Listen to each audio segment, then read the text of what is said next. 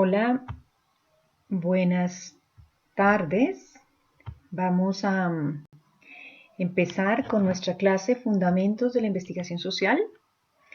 Recordarles mi nombre, Adriana Sánchez, para quien no se acuerden, mi estimado y estimadas estudiantes de trabajo social de tercer semestre. Es un gusto volver a estar con ustedes.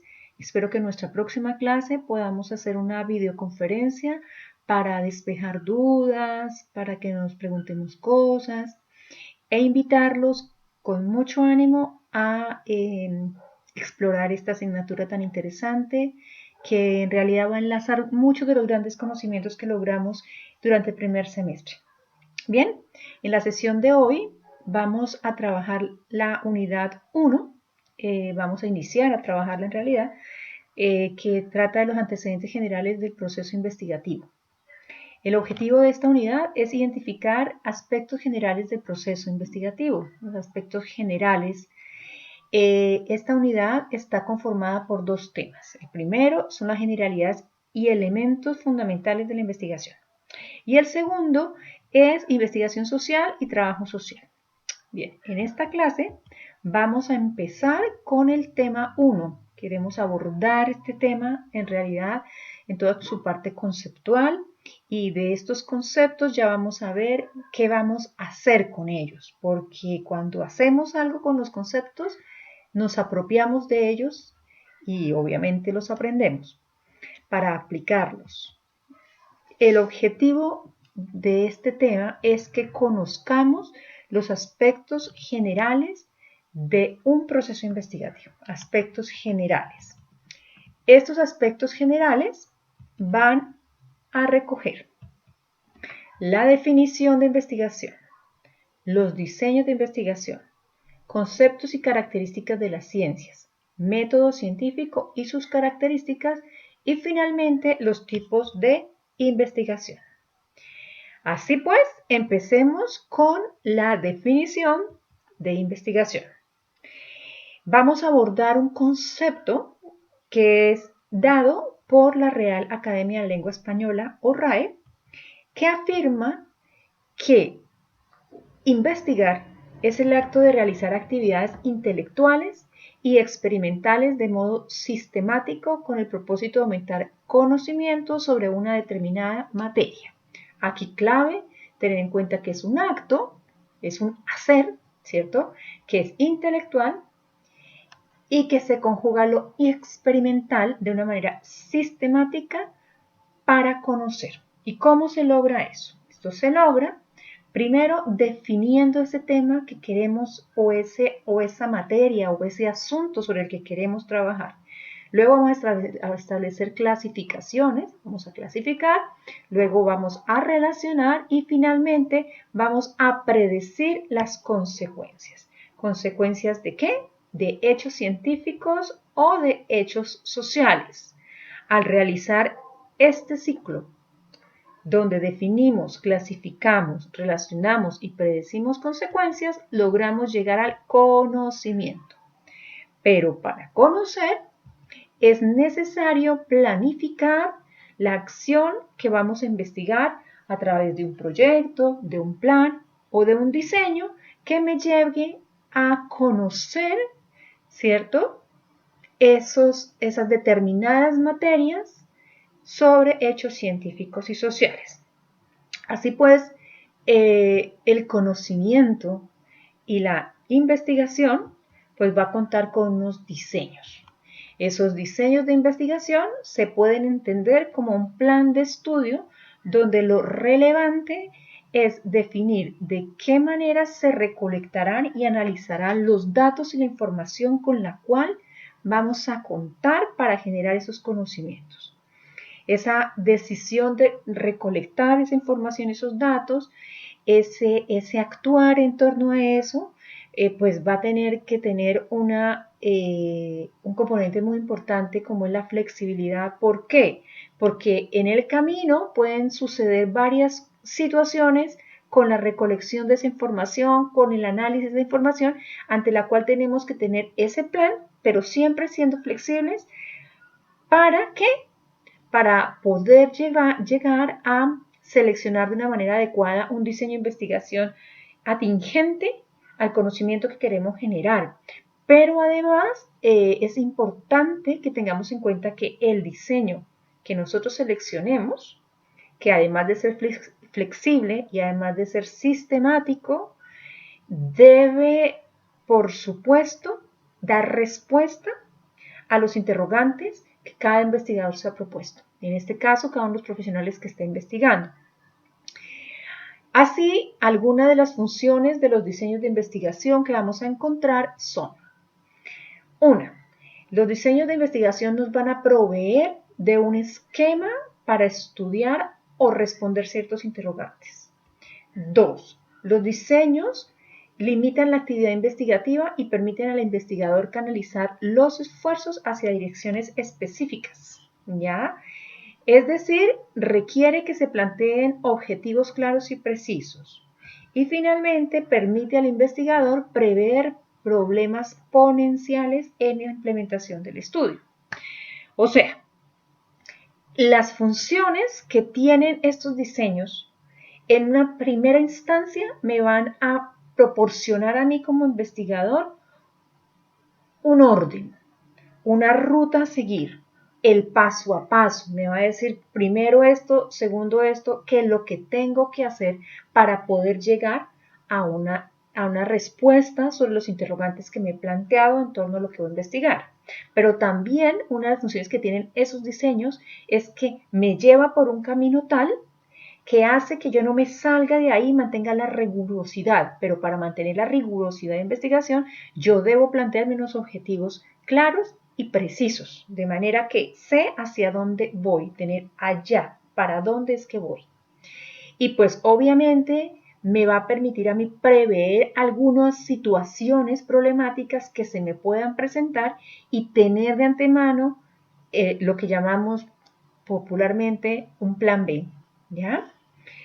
Bien, continuando con eso, entonces ya miramos cuáles son las funciones que tienen nuestros diseños. Vamos a mirar esos diseños de investigación, qué objetivos tienen. Esos objetivos que son atribuibles a la investigación, pues nos permiten relacionarnos, describir, familiarizarnos con el fenómeno a investigar y además determinar las asociaciones entre variables o hipótesis, ¿cierto? Y va a depender eso del tipo de investigación que yo esté haciendo.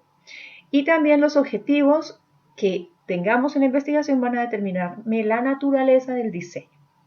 Entonces van a haber diferentes tipos de diseño y su naturaleza, ¿cierto? Entonces, objetivos son, primero, objetivos exploratorios. Esos exploratorios, cuando se explora, una característica clave de acá es que el investigador no posee una gran cantidad de conocimiento respecto de lo que va a investigar, pero durante el proceso va a descubrir una cantidad de factores que potencialmente son significativos para posteriormente aplicarlos con mayor detalle y a profundidad en otros temas. Entonces, lo exploratorio le permite conocer en un orden específico, pero lo clave es que al inicio de su investigación, nuestro investigador tiene poca información respecto del tema. Luego vamos a encontrar los objetivos descriptivos. En estos estudios descriptivos ya se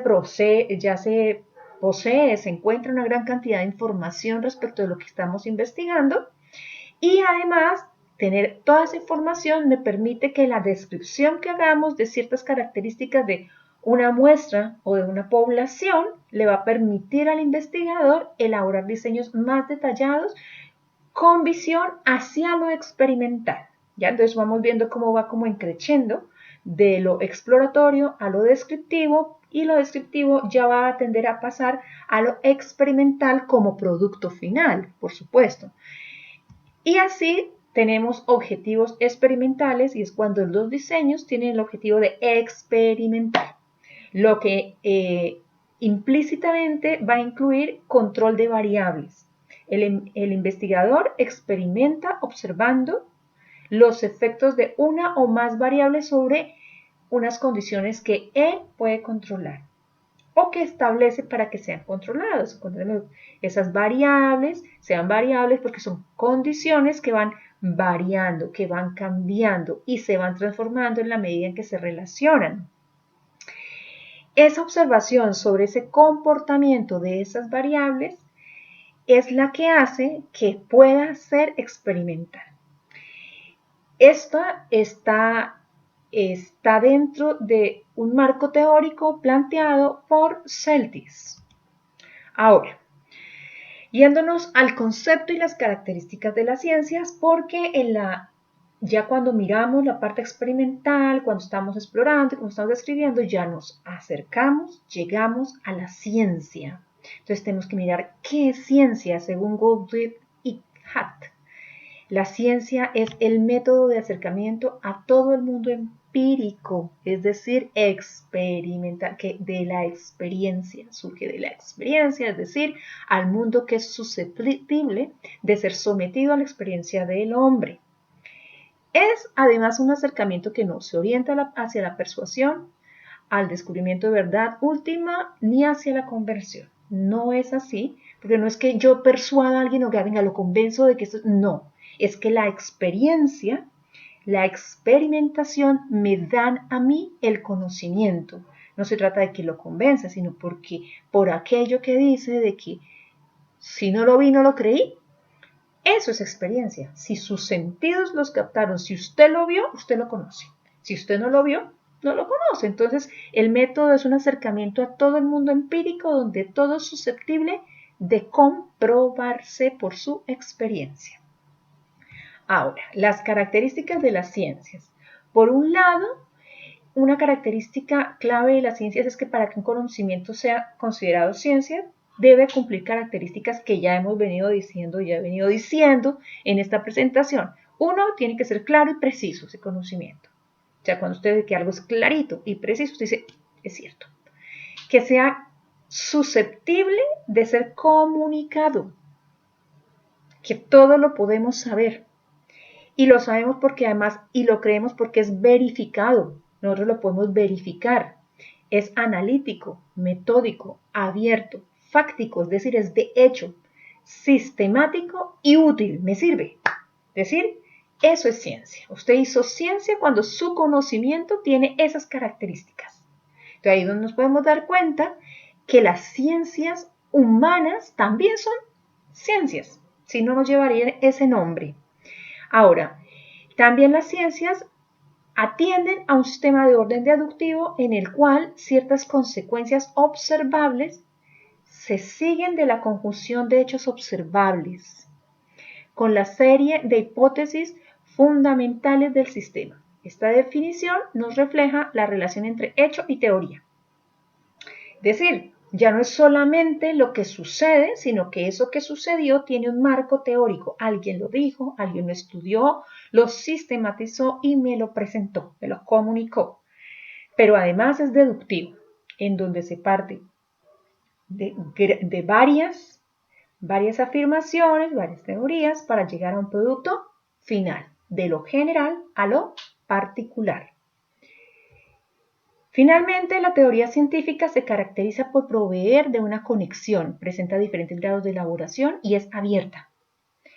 Así, la validación de la teoría científica estará en su múltiple capacidad de prueba frente a distintas circunstancias. ¿Eso qué significa? Eso significa que hay una conexión, ¿cierto?, entre lo que se dice respecto al conocimiento logrado y lo que va pasando. Es decir, esa conexión tiene que ver con que yo a diario estoy poniendo a prueba la teoría. Ah, ¿esto es cierto? Ah, sí, mire, ¿por qué? Porque esto sucedió.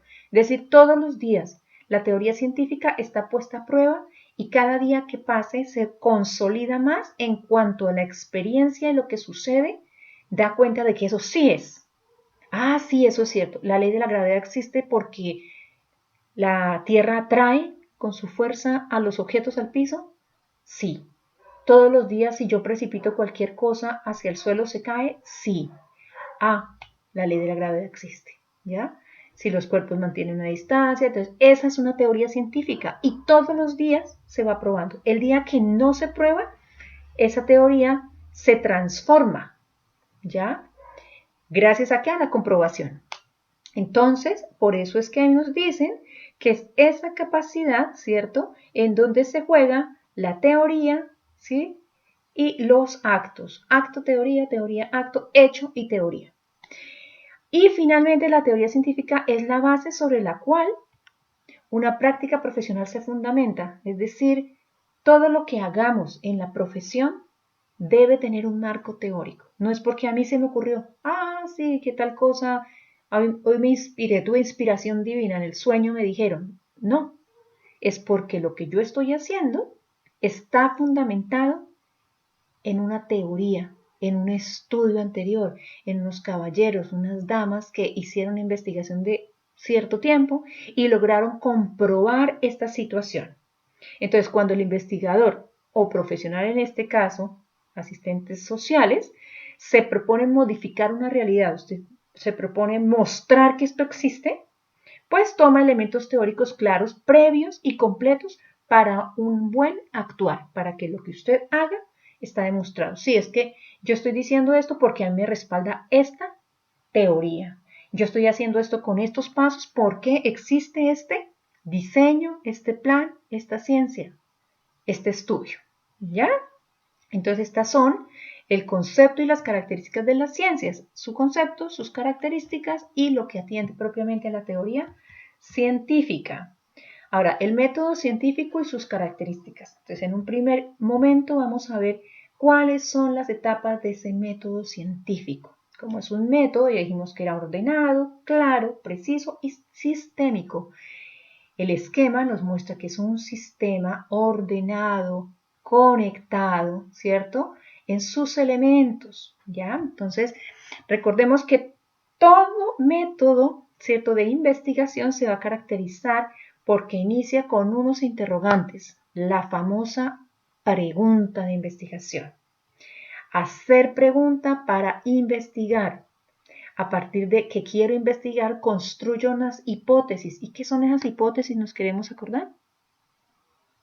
Bien, esas hipótesis son las posibles respuestas a esa pregunta que formulé. ¿Se acuerdan? Entonces, ¿qué hago yo con las hipótesis? Empiezo, como es científico, ¿cierto?, deductivo, experimental, empírico, empiezo a probar con un experimento. Empiezo a someter a prueba cada una de esas respuestas a mis preguntas. Y las someto a un estudio, busco validarlas, interrogo, busco información, busco los datos. Ese es mi experimento. Si ese experimento que estoy haciendo para probar las diferentes respuestas que tengo a mi pregunta, llamadas hipótesis, no están funcionando, ¿yo qué hago? Yo me devuelvo cuidadosamente en todos los pasos y empiezo a comprobar. Si es necesario, modifico mis hipótesis y nuevamente compruebo. Y en este nuevo comprobar, ahí es donde tengo que ser flexible, ¿vieron? Entonces, ahí, ¿qué hago? Continúo. ¿Me funcionó? Sí.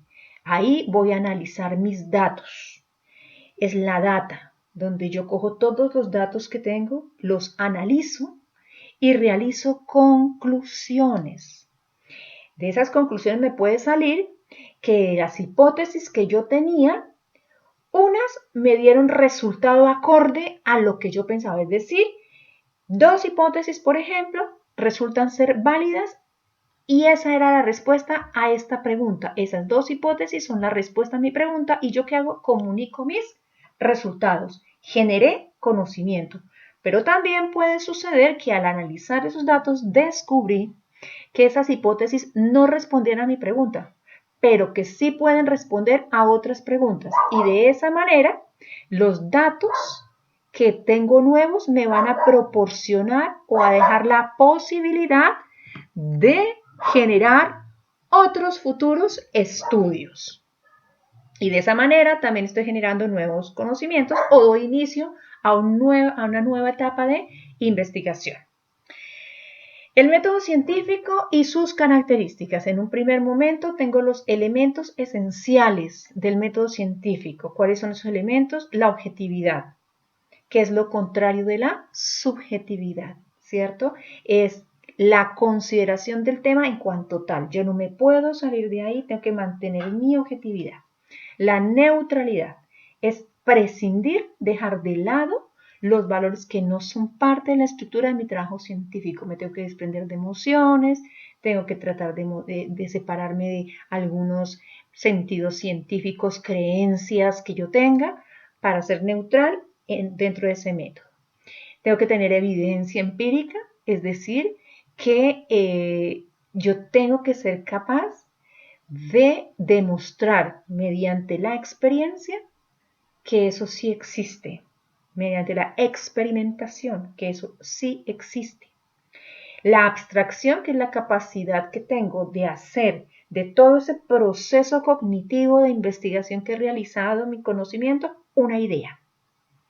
Y finalmente la generalización, que es la posibilidad que yo tengo de que lo que investigo yo, de mis estudios, de mis observaciones a nivel parcial, me permitan a mí dar explicación a otras realidades. ¿Ya?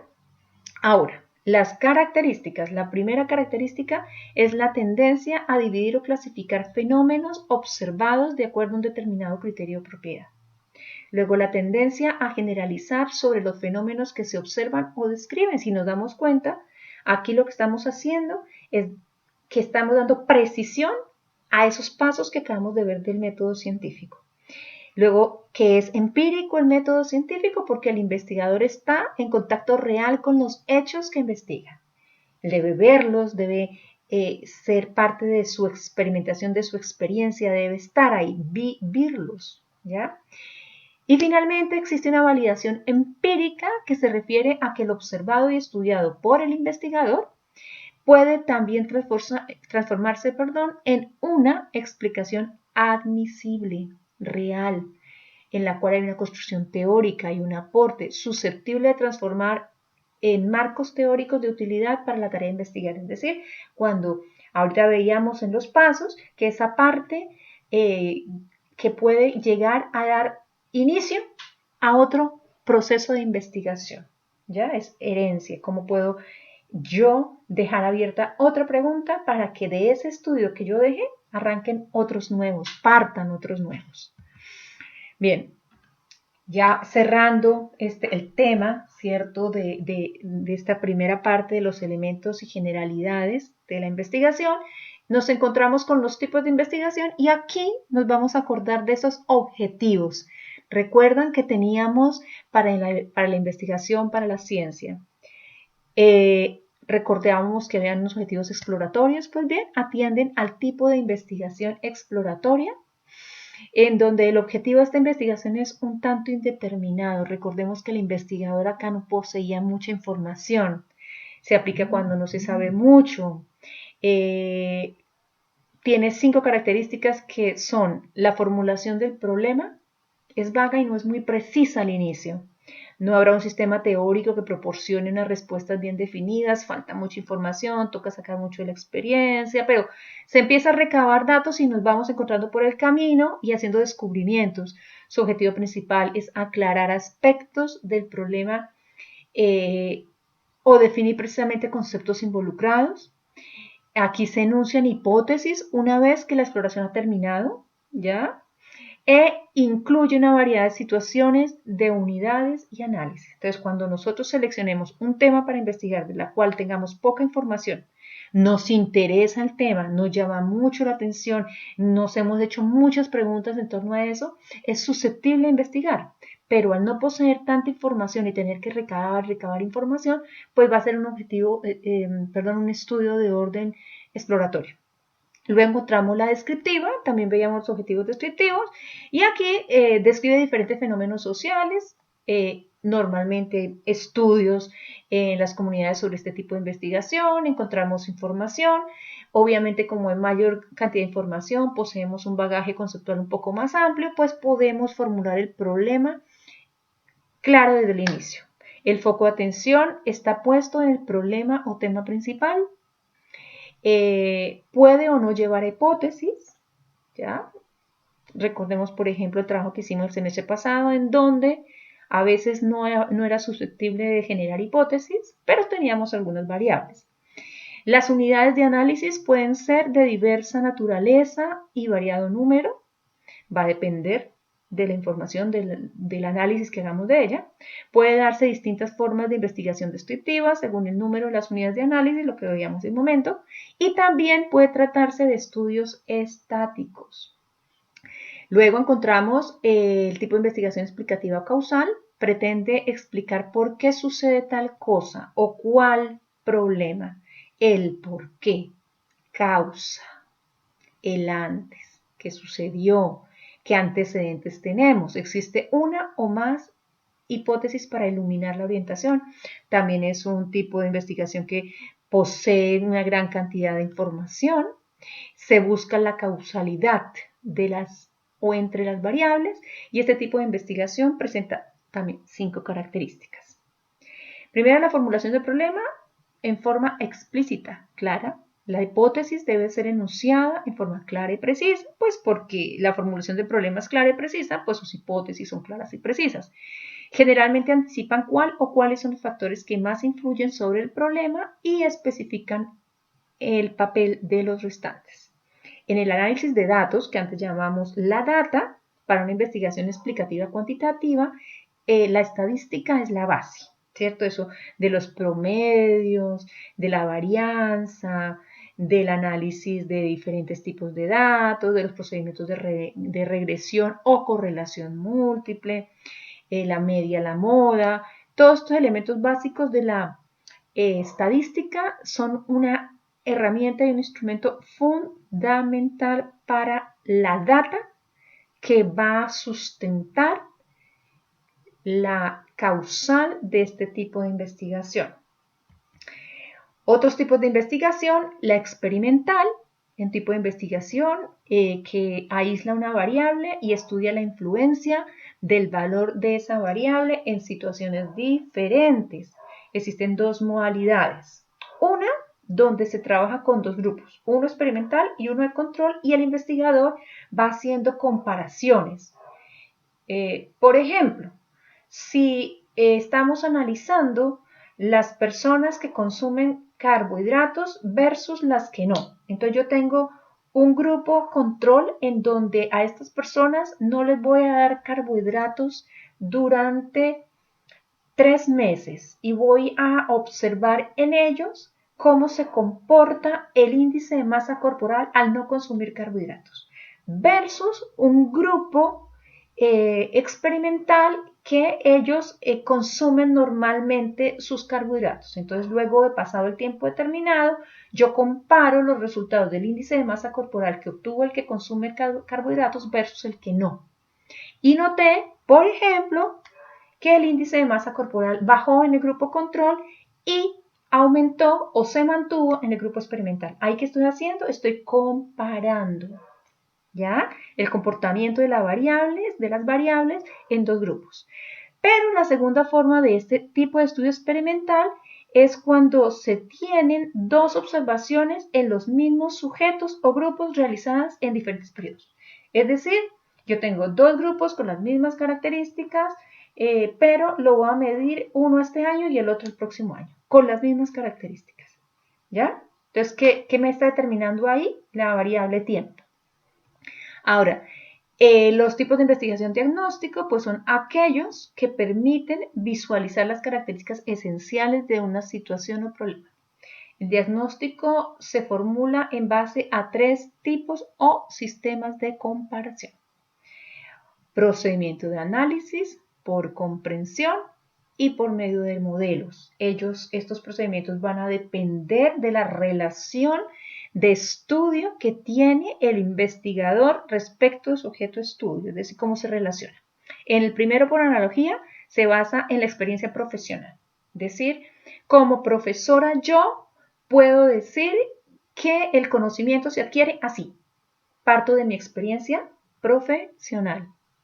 Por comprensión, se basa en una situación personal o real o imaginaria. Yo me puedo imaginar que los estudiantes aprenden así porque cuando yo era estudiante pasaba tal cosa.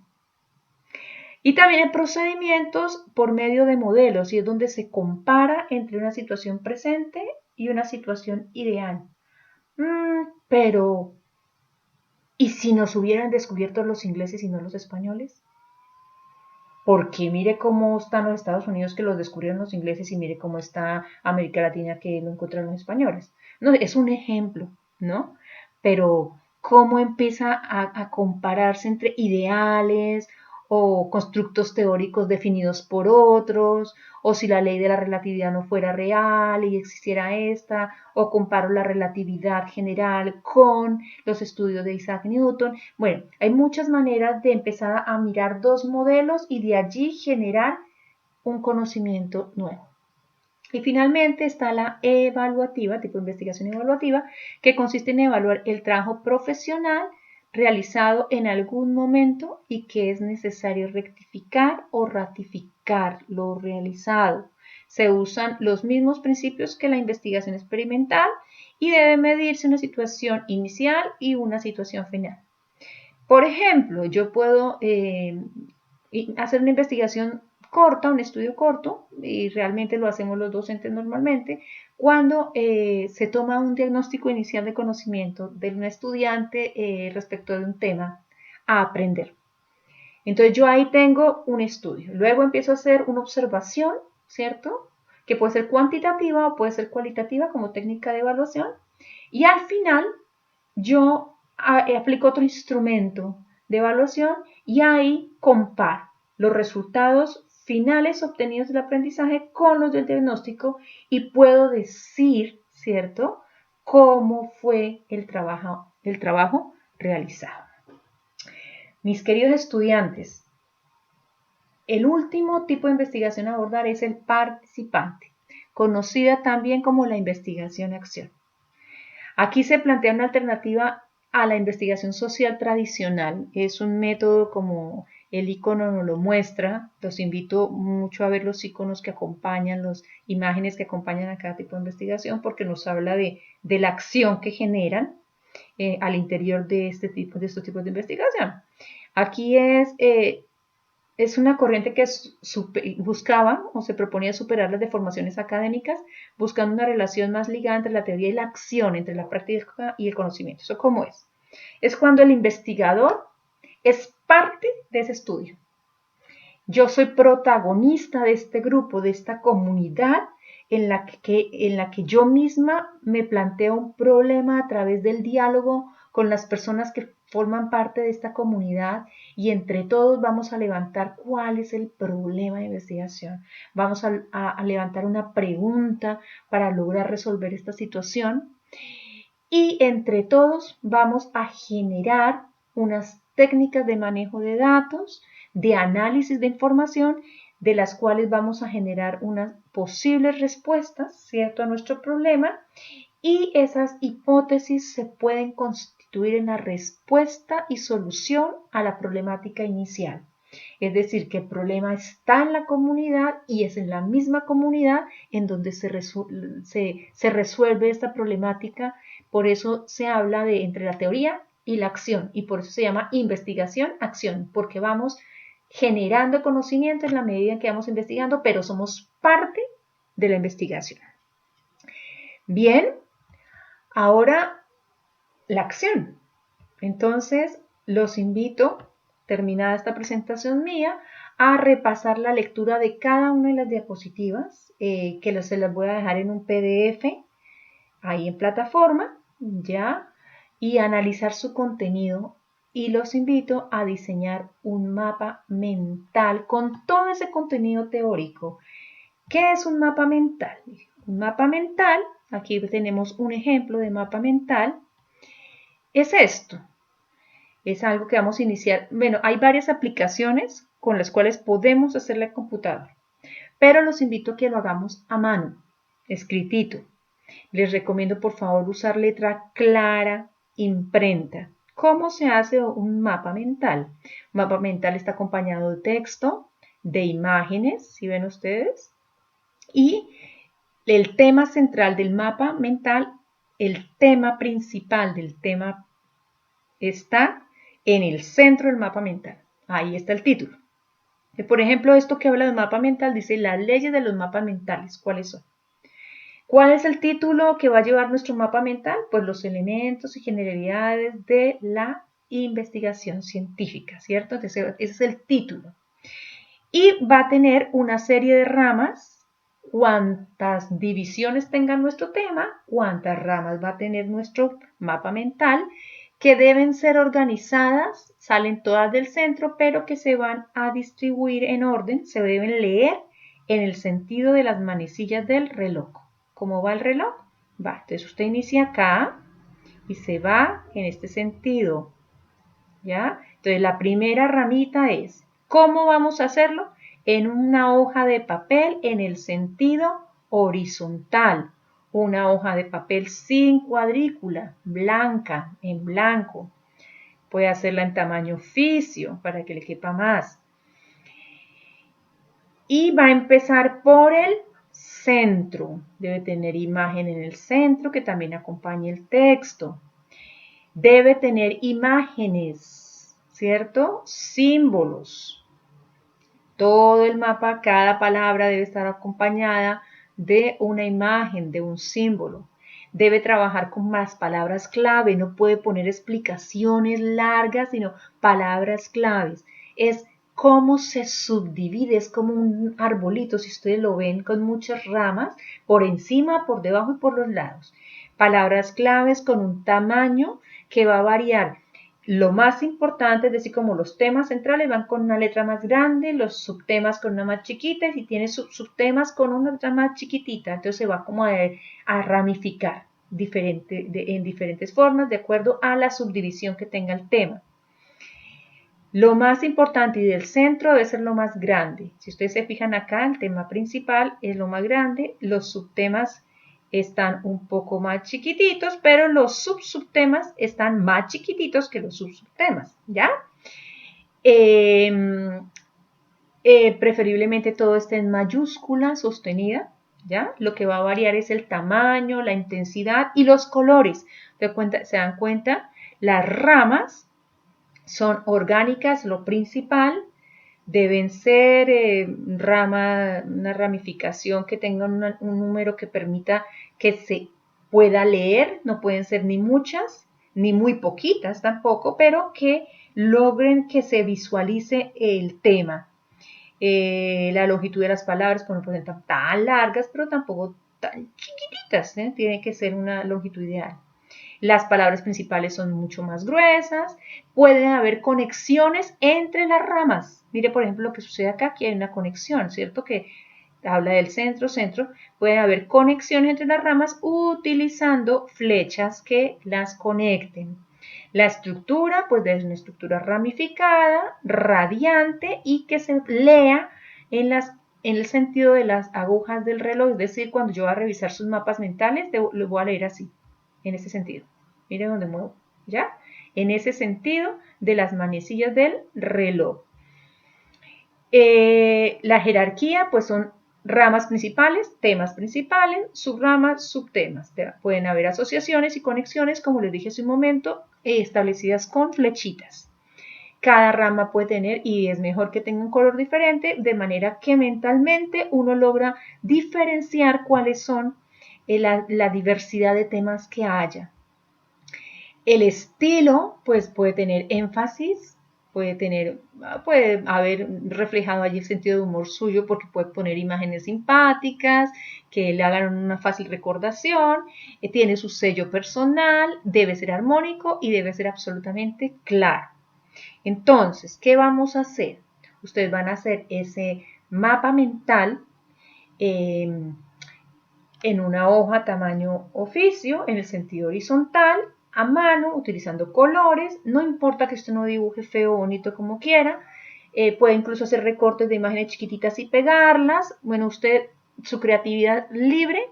Yo no voy a mirar si usted dibuja feo o bonito o no, pero que se entienda, que sea armónico y que cualquier persona que lea ese mapa mental diga, ¡ay, mire! Aprendí sobre los elementos y generalidades de la investigación científica.